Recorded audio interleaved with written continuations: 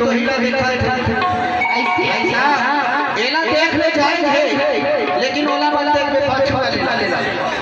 क्यों खबर नहीं देंगे। कातिल की छुरी है उसे आरी मत समझना, कातिल की छुरी है आरी मत समझना। भाई साहब वो शादीशुदा है उसको कुमारी मत समझना, लेकिन ताने पर कहूं के मन करे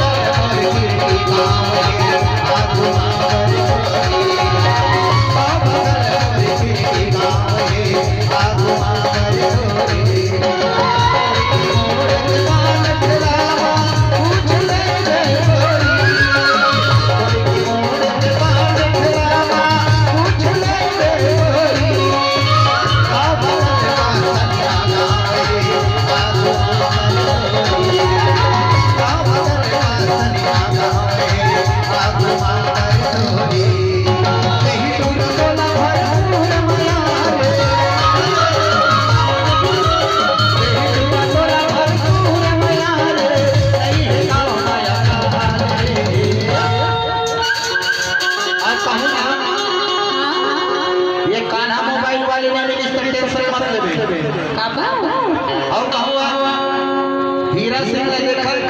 भाई हमारा अरे देख देखा तो हटूरा अब बिहार हो गए तो आजकल वो हमसे नहीं ऐसे एक बार जोरदार ताली हमारे हीरा भैया के लिए, क्योंकि हमेशा उनके